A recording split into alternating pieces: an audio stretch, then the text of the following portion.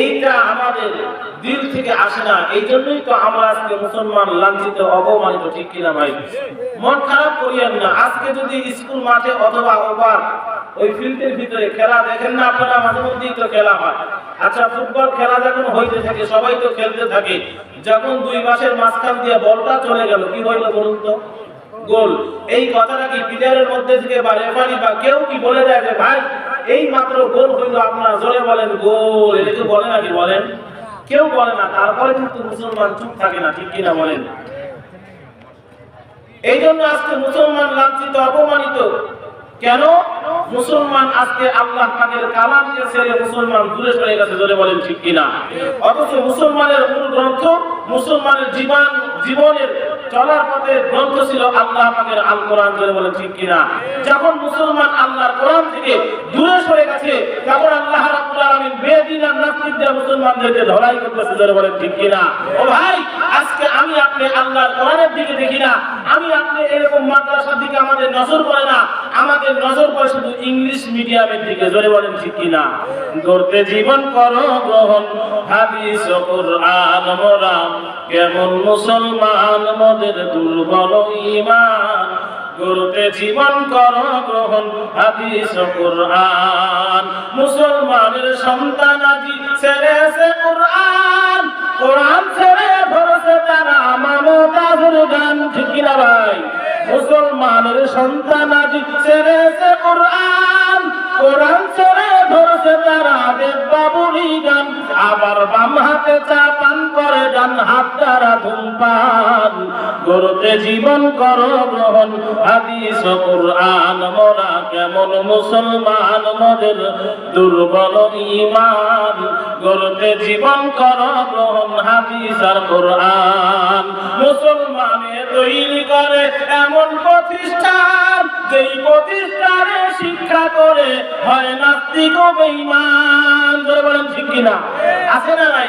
আজকে মুসলমান ইংলিশ মিডিয়ামে পড়ে, ইংলিশে একেবারে পাকা, কিন্তু আল্লাহর বান্দা মুসলমানের কালেমাটা পর্যন্ত বলতে পারে না, এমন মুসলমান আছে না নাই? মুসলমানের তৈরি করে এমন প্রতিষ্ঠান, যেই প্রতিষ্ঠানে শিক্ষা করে হয় নাস্তিক ও বেঈমান। ওরে কোরআন শিক্ষা করে বাঁচাও, কোরআন শিক্ষা করে বাঁচাও দেশ জাতির ঈমান। গড়তে জীবন করো গ্রহণ, হাদিস ও কোরআন মোরা কেমন মুসলমান, মোদের দুর্বল ঈমান।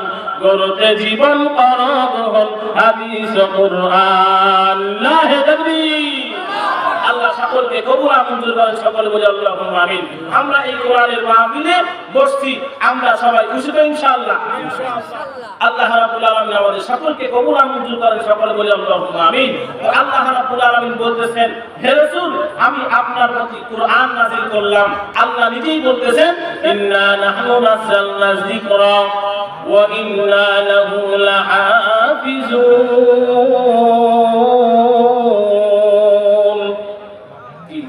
জোরে বলেন আল্লাহু আকবার। আল্লাহ রাব্বুল আলামিন বলে, পয়গম্বর আপনি আপনার উম্মতদেরকে জানায় দেন, আমি আল্লাহ রাব্বুল আলামিন কোরআন নাযিল করলাম। এই কোরআনটা এমন একটা গ্রন্থ, মুসলমানের জীবন বিধান। মুসলমান যদি কোরআন দিয়ে জীবন চালাইতে পারো, আমি আল্লাহ রাব্বুল আলামিন তোমার মওত হইতে দেরি হবে মুসলমান, আমি আল্লাহ তোমাদেরকে দান করব আমার জান্নাত।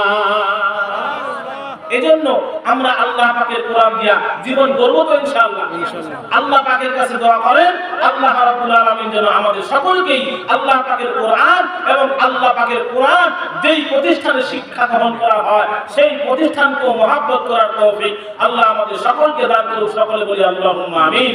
কিন্তু দুঃখ আর পরিতাপের বিষয় হলো, আজকে মুসলমান দিন যতই গড়েছে ততই মুসলমান আল্লাহর কোরআন থেকে দূরে সরে যাচ্ছে, বলেন ঠিক কিনা? মুসলমান মনে রাখিও, যখন মুসলমান আল্লাহর কোরআনকে ছেড়ে দূরে সরে চলে গেছে, মানুষীয় জীবন ব্যবস্থা যখন আল্লাহর বান্দারা গ্রহণ করেছে, আল্লাহ পাক রব্বুল আলামিন তখনই জাতিকে আল্লাহ রাব্বুল আলামিন নাস্তিকার বেইজিল দিয়া অপমানিত করছেন, জোরে বলেন ঠিক কিনা? ও ভাই, আজকে সেই সুরে সুর ধরে আবার কিছু মুসলমান বলে যে কওমি মাদ্রাসা, এই মাদ্রাসা দিয়ে তো কিছু হয় না, এই মাদ্রাসার সন্তানরা প্রফেসর হইতে পারে না, এই মাদ্রাসার সন্তানরা ইঞ্জিনিয়ার হইতে পারে না, এই মাদ্রাসার সন্তানগুলো ডাক্তার মাস্টার হইতে পারে না। আমি ওই সমস্ত ভাইদের কাছে বলতে চাই, ও ভাই শোনো, আমরা যখন পুকুর পুষ্করি খনন করি, আমার ভাষা বুঝতেছেন তো, পুকুর পুষ্করি যখন আমরা খনন করি, তখন বলুন তো দেখি, পুকুর পুষ্করি যখন আমরা খনন করলাম, তখন আমাদের নতুন পার ভেঙে যাবে, এই জন্য আমরা এই পুকুরের পাড়ের ভিতরে আমরা অনেক সময় কিন্তু গাছ লাগাই, ঠিক কিনা বলেন? যত ধরনের গাছ আমরা লাগাই, দুনিয়ার ভিতরে যত ধরনের গাছ আছে 3 প্রকার। এক প্রকার গাছ দিয়ে আমরা কাঠের ব্যবস্থাপনার ব্যবহার করি, ঠিক না ভাই? যেমন বড় বড় মেহগনি গাছ দিয়া আমরা কাঠ আর ফার্নিচারের ব্যবস্থা করি।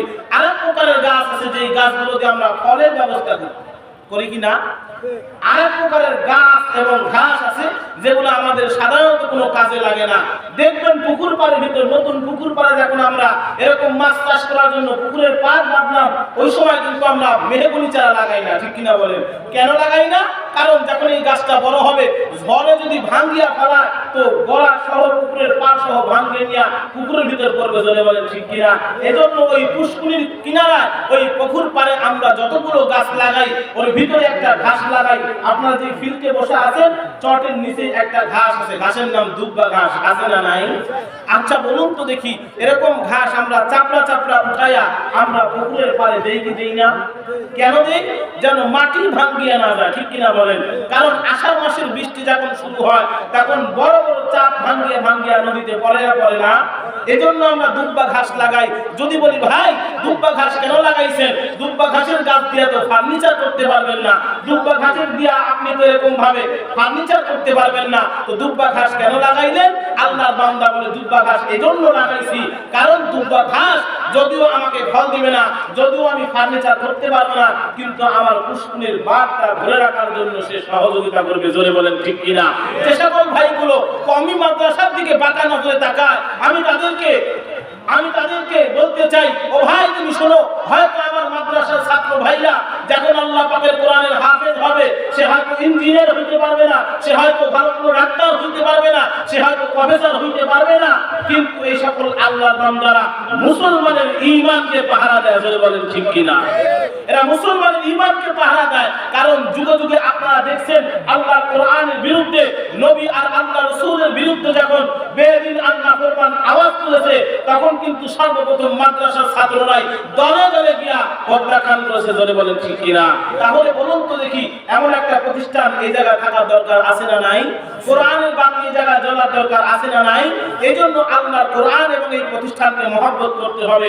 আল্লাহ রাব্বুল আলামিন আমাদের সকলকে আল্লাহ পাকের কালাম এবং এই প্রতিষ্ঠানকে মহব্বত করার তৌফিক দান করেন, সকলে বলি আল্লাহুম্মা আমিন।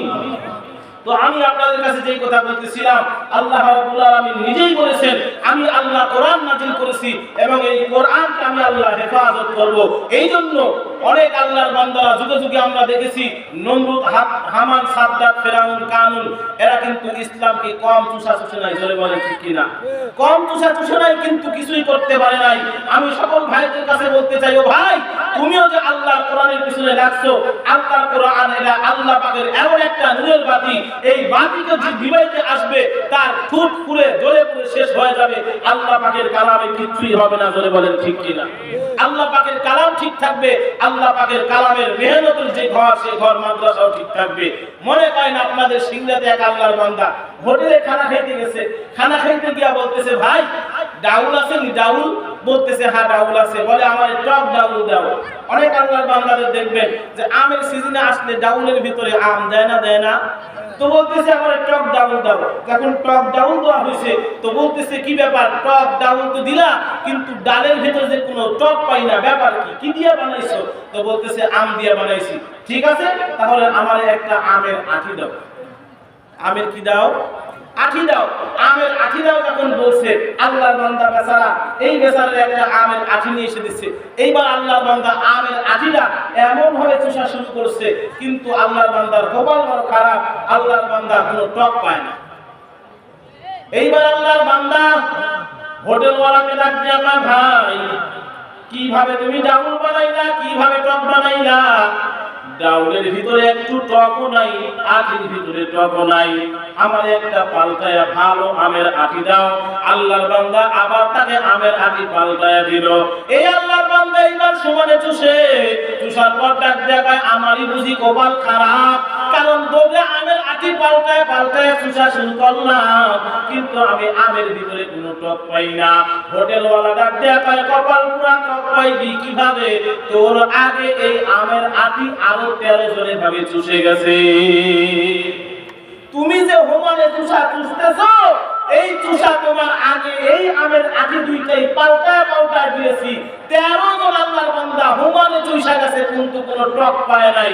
ওই সকল ভাইদের কাছে আমি বলতে চাই, ভাই তোমরা যারা আল্লাহর কোরআনকে বিভ্রান্ত দেখাইতে চাও, তোমরা যারা আল্লাহ পাকের কোরআনের প্রতিষ্ঠানের দিকে তোমরা বাঁকা নজরে তাকাও, তোমরা মনে রাখিও এই আল্লাহ পাকের কোরআনের শিক্ষা প্রতিষ্ঠান বিদ্যালয়, এই মাদ্রাসা, আল্লাহ পাকের হেফজখানা, আল্লাহ পাকের কোরআনের হেফজখানা যুগে যুগে অনেক আল্লাহর বান্দা চুষে গেছে, কিন্তু তারা বন্ধ করতে পারে নাই। আমরা সবাই এই জায়গায় একমত, আল্লাহ পাকের কোরআনের জন্য যদি আমাদের জীবন পর্যন্ত দিতে হয়, আমরা কাপড়ের কাপড় মাথায় বেঁধে আল্লাহর কোরআনকে সিনার ভিতরে নিয়ে আমরা রক্ত দিতে প্রস্তুত আছি ইনশাআল্লাহ। আল্লাহ আমাদের সকলকে কবুল মঞ্জুর করেন, সকলে বলি আল্লাহুম্মা আমিন। আমি যে সকল ভাইরা আমাদের প্রতিষ্ঠান মাদ্রাসার দিকে বাঁকা নজরে তাকায়, ওরা বলে ইঞ্জিনিয়ার প্রফেসর এরা হইতে পারে না, আমি বলবো অবশ্যই হইতে পারে না, তবে এরা আল্লাহ পাকের বান্দাদের, সাধারণ আল্লাহর বান্দাদের ঈমানের পাহারাদার হয়, বলে বলেন ঠিক কিনা? ও ভাই, এজন্য আসেন আল্লাহর পাকের কোরআনকে আমাদের সকলকে মহব্বত করার তৌফিক আল্লাহ দান করেন, সকলে বলি আল্লাহুম্মা আমিন। আমি ওই সকল ভাইদেরকে বলবো, ভাই মনে করেন আমাদের একটা উদাহরণ না দিলে বুঝবেন না, আমাদের কাছে এখন প্রত্যেক জনে জনে হাতে হাতে বড় টাচ মোবাইল আছে না নাই? এক সময় কিন্তু এই মোবাইল ছিল না, ছিল না কি বলেন? এক সময় বড় এই টাচ মোবাইল ছিল না, এক সময় ছিল শুধু সাধারণ সেট, কথা বলা যেত, অডিও বলা যেত, রেকর্ডিংও কিছু শোনা যেত না, ঠিক না ভাই? আবার আসলো যে মোবাইলে আবার অডিও শোনা যায়, আবার দেখো রেকর্ডিংও শোনা যায়, আবার আস্তে আস্তে সামনে আসলো ভিডিও দেখা যায়। আবার আমাদের প্রযুক্তি আমাদেরকে এ পর্যন্ত আগায় নিয়ে গেল, সুদূর বাংলাদেশ থেকে ইন্ডিয়া, পাকিস্তান, আমেরিকার ভিতরে এই মহেশচন্দ্রপুর এলাকায় কি হইতেছে না হইতেছে এটা ভিডিও সেটের মাধ্যমে দেখানো যায় না, যায় না? ওই সকল ভাইদেরকে আমি বলতে চাই, এক সময় কিন্তু এই বিশ্বের ভিতরে কিন্তু এমএ পাশের কোনো ডিগ্রি ছিল না, ঠিক কিনা বলেন? আয়ে পাশের কোনো ডিগ্রি ছিল না। তাহলে যেই আল্লাহর বান্দা সর্বপ্রথম আয়ে পাস করলো, এমএ পাস করলো, সে পাস করলো কোথা থেকে? আপনাকে অবশ্যই জবাব দিতে হবে। এমএ পাশের কোনো ডিগ্রি ছিল না, যে শিখছে তার নিজ থেকে শিখছে না উপর থেকে শিখছে, নিজের থেকে শিখছে। এরকম মনে করেন যে আল্লাহর বান্দা 8 পাস করলো সর্বপ্রথম, ওই আল্লাহর বান্দা 8 পাস করছে যে কোথা থেকে বলেন? 7 ওয়ালার কাছ থেকে। 7 যে আল্লাহর বান্দা পাস করছে সে শিখছে কোথা থেকে? 6 ওয়ালার কাছ থেকে। 6 ওয়ালা যে পাস করছে সর্বপ্রথম সে শিখছে কার কাছ থেকে? 5 এর কাছ থেকে। এমনি করতে করতে করতে 1, এবার আল্লাহর বান্দাকে বলতে চাই সর্বপ্রথম যে 1 পাস করলো তার নিচে কি বলে? তার নিচে 0। 0 মানে কিচ্ছু নাই। পক্ষান্তরে যদি বলেন মোল্লা তুমি তোমার ডিগ্রি দেখাও, তো আমি বলবো যে আমি মক্তব থেকে নিয়ে এ পর্যন্ত দাওরায়ে হাদিস পর্যন্ত যে পড়লাম, আমি আমার মাদ্রাসার উস্তাদের কাছে পড়েছি, ঠিক কিনা বলেন? আমি আমার উস্তাদের কাছে পড়েছি, আমার উস্তাদ তার উস্তাদের কাছে পড়েছে, তার উস্তাদ আমার দাদা হুজুরের কাছে পড়ছে।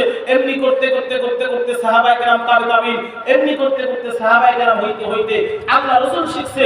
আল্লাহ রাসূল কার কাছ থেকে শিখলো? বলে জিবরাইলের কাছ থেকে শিখছে। জিবরাইল কার কাছ থেকে শিখছে? বলে আল্লাহর কাছ থেকে শিখছে। তাহলে দেখেন, আমরা যদি আল্লাহর কোরআনের দিকে তাকাই, তাহলে আমরা দেখবো এই আল্লাহ পাকের কালামের শিক্ষা হলো ঐশী শিক্ষা, আসমানি শিক্ষা, আল্লাহর শিক্ষা, বলে বলেন ঠিক কিনা? এজন্য আল্লাহ পাকের কালাম এটা একটা এমন মহাগ্রন্থ, যদি কোনো আল্লাহর বান্দা এই কালামের দিকে মহব্বতের নজরে তাকায়, আল্লাহ রাব্বুল আলামিন তার জিন্দেগীর গুনাহ খাতাগুলো মাফ করে দেয়, বলেন সুবহানাল্লাহ। আল্লাহ পাকের কোরআনকে শুধুমাত্র যদি মহব্বত না করতে পারি, আল্লাহ এর ওসিলা আমাদেরকে মাফ করতে পারে না, পারে না। এজন্য আল্লাহর পয়গম্বর বলেন আল কুরআন হুজ্জাতুল লাকা আও আলাইকা, কিয়ামতের ময়দানে কোরআন কারোর জন্য সুপক্ষে হবে, কারোর জন্য বিপক্ষে হয়ে যাবে। এজন্য মুসলমান আমাদের জীবন বিধান মানার যে কিতাব সেটা হলো আল কুরআন। আমরা কোন সময়ের জন্য আমাদের নসিবকে পূর্ব না, আমরা কোন সময়ের জন্য আল্লাহর কোরআনের দিকে বাঁকা নজরে তাকাবো না। আল্লাহ রাব্বুল আলামিন আমাদের আমাদের সকলকে কবুল মঞ্জুর করেন, সকলে বলি আল্লাহুম্মা আমিন। এই কোরআনের দিকে তাকাইলে বান্দার ঈমান বৃদ্ধি পেয়ে যায়, বলে সুবহানাল্লাহ। এই কোরআন শিক্ষা এমন এক শিক্ষা, যদি কোনো আল্লাহর বান্দা কোরআন শিক্ষা করে এবং মহব্বত করে, আল্লাহ রাব্বুল আলামিন ওই বান্দার ঈমানদারের পাহাড়গাড়ির ব্যবস্থা করে দেয়, বলেন সুবহানাল্লাহ। আমি আপনাদের সামনে ছোট্ট একটা ঘটনা বলে শেষ করতে চাই। পাকিস্তানের একজন আল্লাহর বান্দা যুবক আমেরিকাতে চাকরি করে। আমেরিকা থেকে আমাদের মতন সচরাচর আযান আর মসজিদের ব্যবস্থাপনা আছে নাকি বলেন? ব্যবস্থাপনা নাই।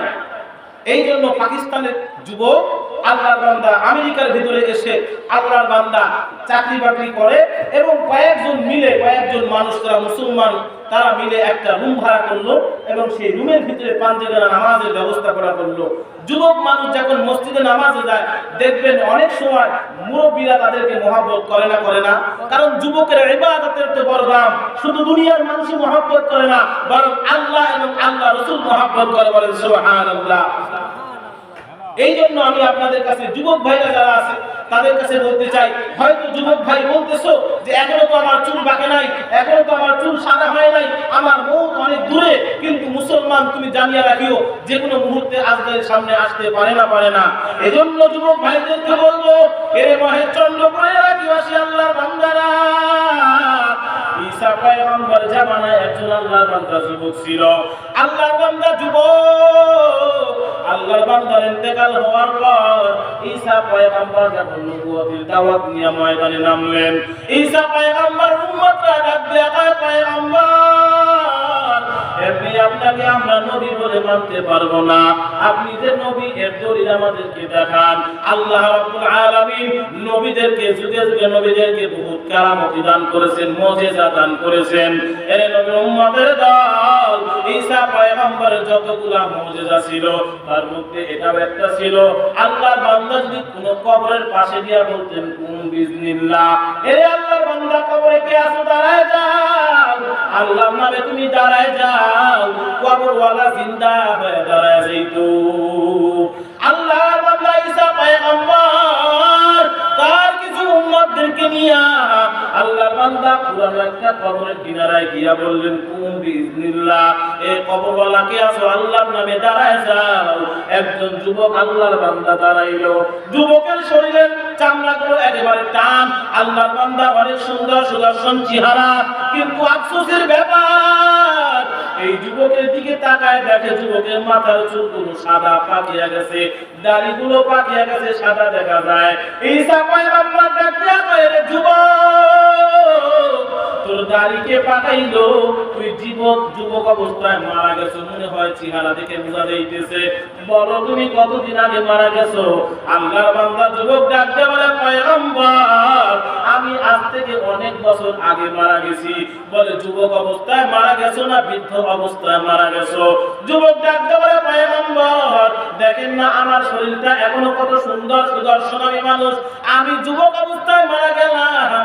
ঈসা পয়গম্বর ডাক দিয়ে কয়, ভাই, যুবক অবস্থায় যদি তুমি মারা গিয়া থাকো তাহলে তুমি বলো তোমার মাথার চুল সাদা করলো কি?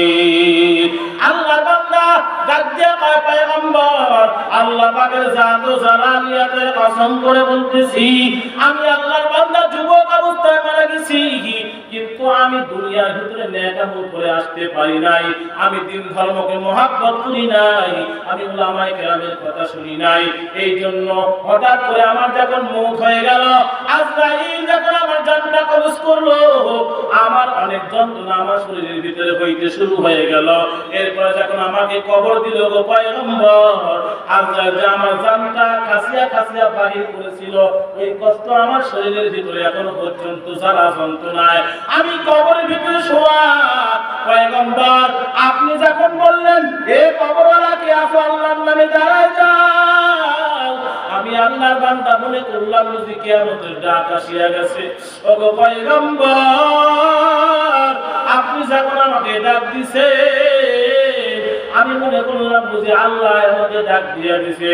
এই কবরের ভিতরে দীর্ঘকাল পর্যন্ত আমার কবরের ভিতরে আযাব হইতেছিল, আমি কবরের আযাবই সহ্য করতে পারতেছিলাম না। উলামায়ে কেরাম বয়ান করেছে, কবর হলো প্রথম ধাপ, প্রথম ঘাঁটি। এই কবরের ভিতরে যদি এত আযাব, কিয়ামতের আযাব না জানি কত বড় কঠিন, জাহান্নামের আযাব না জানি কত বড় কঠিন। ওগো পয়গম্বর, কিয়ামতের চিন্তায়, জাহান্নামের চিন্তায় চিন্তায় আল্লাহ পাকের জ্বালা দিয়ে আপনাদের কসম, আমি যতক্ষণ পর্যন্ত কবরে ছিলাম ততক্ষণ পর্যন্ত আমার মাথার চুল আর দাড়িগুলো কালো ছিল।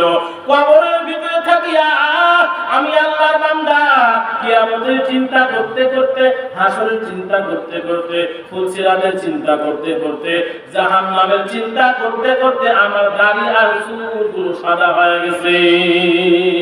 এই জন্য যুবক ভাইদেরকে বলবো, এই আল্লাহর বান্দারা এখনো যদি সময় থাকে আয় আল্লাহর কোরআনটাকে মহব্বত করো, কারণ কিয়ামতের ময়দানে কোরআন যদি তোমার আমার বিপক্ষে চলিয়া যায়, তোমার আমার বাঁচার উপায় নাই। জোরে বলেন ঠিক কিনা?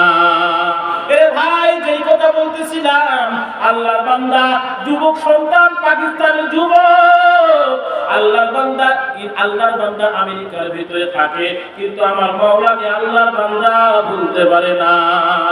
আল্লাহর বান্দা আমার আল্লাহ পাকের ভয় নিয়া আল্লাহর বান্দা 5 ওয়াক্ত নামাজ বা জামাতের সাথে আদায় করে। নবীর উম্মতের দল আল্লাহর বান্দা নামাজ পড়ে আল্লাহর বান্দা আল্লাহ পাকের ভয়, আল্লাহর বান্দা আল্লাহর ইবাদত বন্দেগীতে কাটায়। নবীর উম্মতের দল আল্লাহ পয়গম্বর বলেন, যেই যুবক আল্লাহর গোলাম আল্লাহ পাকের ভয় নিয়া দুনিয়ার ভিতরে চলবে, ওই আল্লাহর বান্দাকে আল্লাহ কিয়ামতের ময়দানে আরশে আজিমের নিচে আল্লাহ জান্নাত জায়গা করে দিবে। হারকে দারাত খাউফ হাকদার দিল মাদাম জান্নাতুল মাওয়া দেহাতুরা মাকাম জুজবা কুচি যে মখাজ ইনসুজা ফজলে উআ মস্তাদার জুমলা জাহা। আল্লাহর বান্দা যুবক, আল্লাহর বান্দা যুবক সন্তান, আল্লাহর বান্দা আমেরিকার ভিতরে আল্লাহর বান্দা 5 ওয়াক্ত নামাজ পড়ে। আল্লাহর বান্দা যুবক অবস্থায় নামাজ পড়া দেখে মুরব্বিরা মহব্বত করে, কিন্তু আফসোস আর পরিতাপের ব্যাপার, আল্লাহর বান্দাকে হঠাৎ করে একদিন দেখা যায় না। আল্লাহর বান্দা হঠাৎ করে একদিন ফজরের নামাজে নাই, জোহরেও নাই, আসরেও নাই, এমনি করতে করতে এশার নামাজের সময় আল্লাহর বান্দাকে পাওয়া গেল না।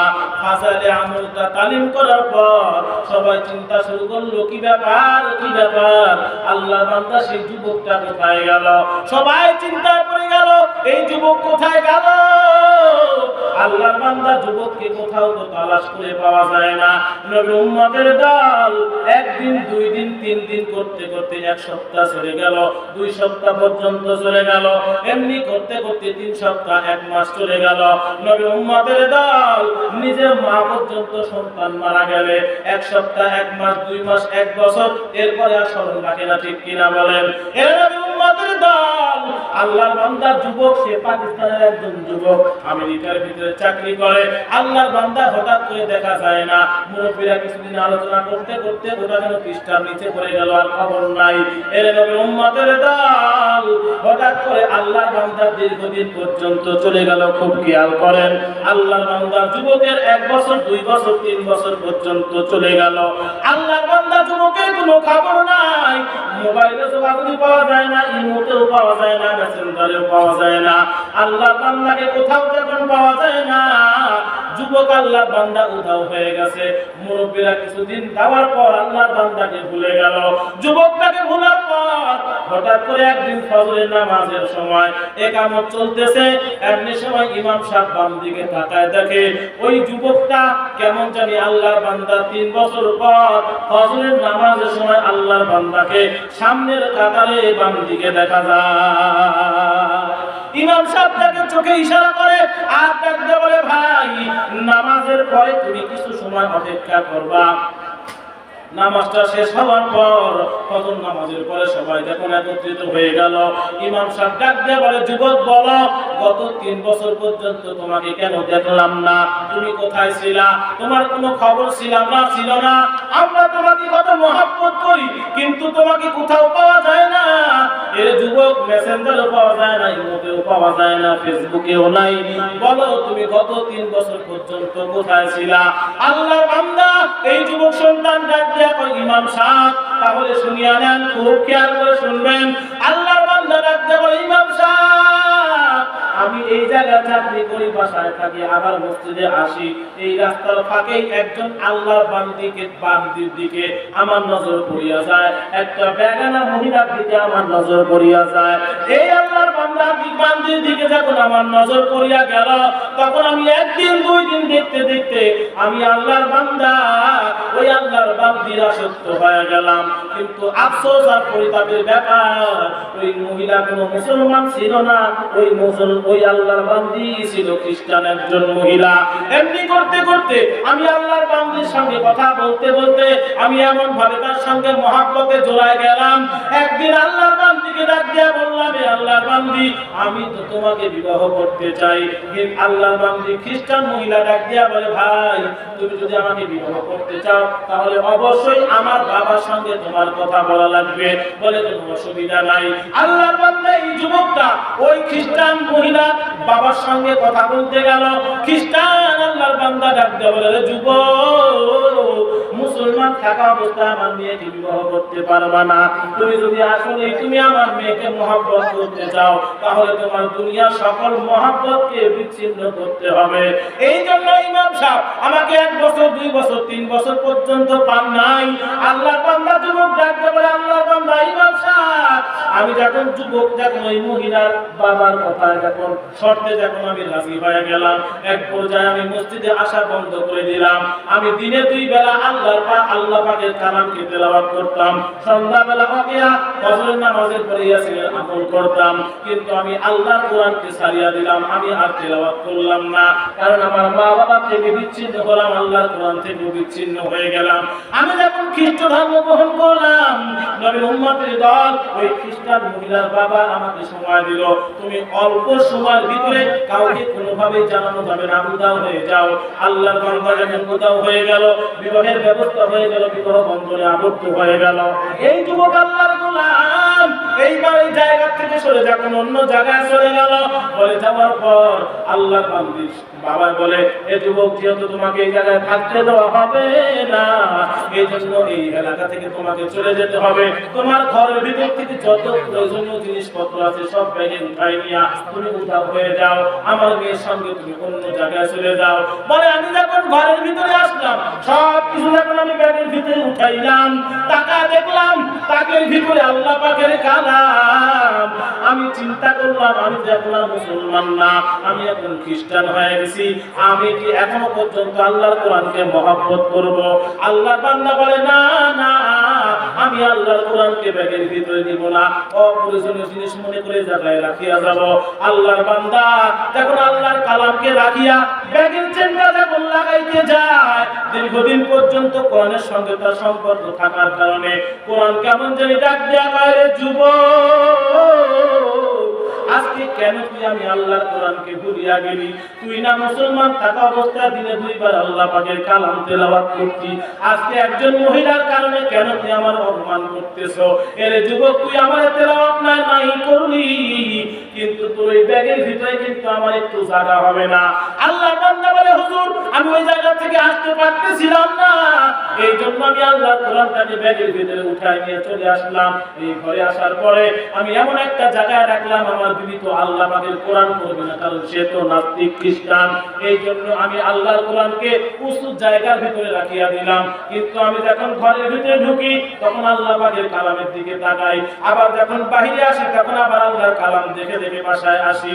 আল্লাহর বান্দা ডাকতে বলে, ইমাম সাহেব আমি যখন এরকম ভাবে চাকরি করতেছিলাম, 3 বছরের মধ্যে আসা যাওয়া করতেছিলাম, প্রতিদিন ঘর থেকে যখন বের হই আল্লাহর কালাম থেকে বের হই, আবার যখন ঘরের ভিতরে ঢুকি সর্বপ্রথম আল্লাহর কালামের দিকে তাকাই।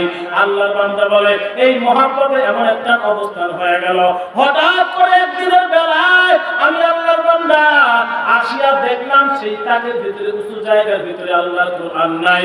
আমি আমার বিবিকে জিজ্ঞাসা করলাম, আল্লাহর বান্দিরে বল, ওই যে উঁচু জায়গার ভিতরে একটা কোরআন ছিল, সেই কোরআনটা কোথায় রাখছো?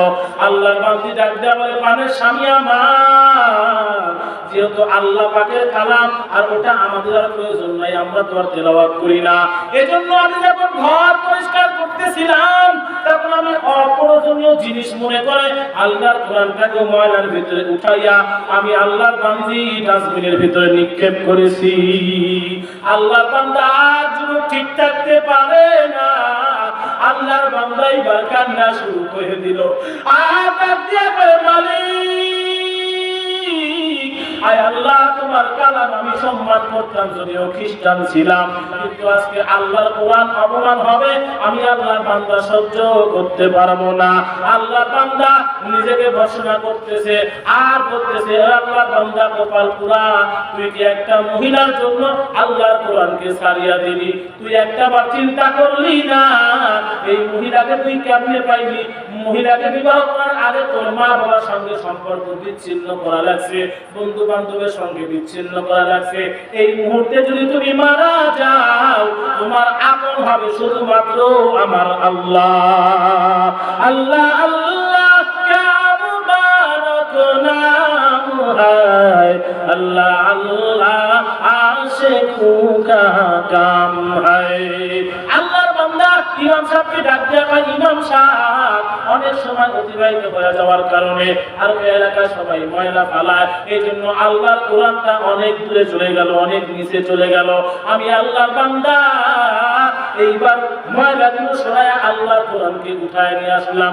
ইমাম সাহেব, হুজুর নেন এই আল্লাহর কোরআন আর আমাকে আপনি আবার বানায়া দেন মুসলমান। এজন্য ভাই, এই আল্লাহর কোরআনকে যদি আমরা পড়তে নাও পারি, যদি মহব্বত করতে পারি, কিয়ামতের ময়দানে এই কোরআন আপনার আমার জন্য সুপারিশকারী হবে না, হবে না? এজন্য আল্লাহ রাব্বুল আলামিন আমাদের সকলকে আল্লাহ পাকের কালামকে মহব্বত করার তৌফিক দান করেন। সকলে বলি আল্লাহুম্মা আমিন। আর এই আল্লাহ পাকের কোরআনের তেলাওয়াত যে জায়গায় হয়, শিক্ষা যে জায়গায় হয়, যেই ঘরে হয়, সেই ঘরে আমরা মহব্বত করব তো ইনশাআল্লাহ। এই মাদ্রাসাকে রক্ষা করার জন্য বিবেক দিয়ে, বুদ্ধি দিয়ে, অর্থ দিয়ে সাহায্য সহযোগিতা করা এবং নিজের রক্ত যদি দেওয়া লাগে, এই মাদ্রাসাকে আমরা টিকায় রাখবো ইনশাআল্লাহ। কে কে আছেন আল্লাহু আকবার? আল্লাহু আকবার। আল্লাহ রাব্বুল আলামিন আমাদের সকলকেই এই মহেশচন্দ্রপুর প্রাণের মাদ্রাসাকে কবুল মঞ্জুর করেন। সকলে বলে আল্লাহুম্মা আমিন। আর এই মাদ্রাসাটা হলো দুনিয়ার ভিতরে জান্নাতের বাগান, ধরে বলেন ঠিক কিনা? মদিনাতুল উলুম মাদ্রাসা জান্নাতের বাগান, এই মাদ্রাসার ছাত্ররা সব জান্নাতের মেহমান। মদিনাতুল উলুম মাদ্রাসা জান্নাতের বাগান, এই মাদ্রাসার ছাত্ররা সব জান্নাতের মেহমান। কবুল করো আল্লাহ এদের হযরত আলীর সাথে, সারা জীবন থাকে যেন দিনেরই পথে। তোমার পথে থাকবে যারা, তোমার পথে থাকবে যারা, তারাই ভাগ্যবান। মদিনাতুল উলুম মাদ্রাসা জান্নাতের বাগান। খারাপ লাগে? আমার সাথে সবাই বলেন না একটু, মদিনাতুল উলুম মাদ্রাসা জান্নাতের বাগান, এই মাদ্রাসার ছাত্ররা সব জান্নাতের মেহমান। কোরআন শিখার জন্য এরা করে মেহনত, কোরআন শিখে করবে তারা দিনেরই খেদমত। ঠিক কিনা ভাই? কোরআন শিখার জন্য এরা করে মেহনত, কোরআন শিখার জন্য এরা করে মেহনত, কোরআন শিখে করবে তারা দিনেরই খেদমত। সাথে যদি থাকো তুমি, সাথে যদি থাকো তুমি, ওগো দয়াবান। মদিনাতুল উলুম মাদ্রাসা জান্নাতের বাগান, এই মাদ্রাসার ছাত্ররা সব জান্নাতের মেহমান। মদিনাতুল উলুম মাদ্রাসা জান্নাতের বাগান। হাসরে করিও আল্লাহ এদের নাজাত, এই আশাতেই আমরা করি তোমার ইবাদত। ঠিক না ভাই?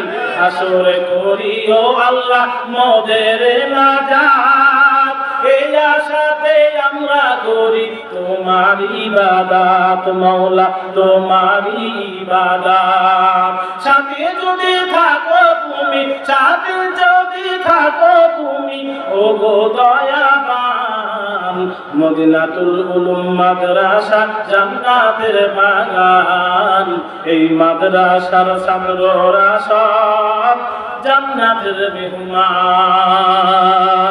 আল্লাহ রাব্বুল আলামিন আমাদের সকলকে এই মাদ্রাসার জন্য, দ্বীনের জন্য আল্লাহ আমাদের সকলকে দ্বীনের খাদেম বানাতে সকলে বলি আল্লাহুম্মা আমিন। ও ভাই আমার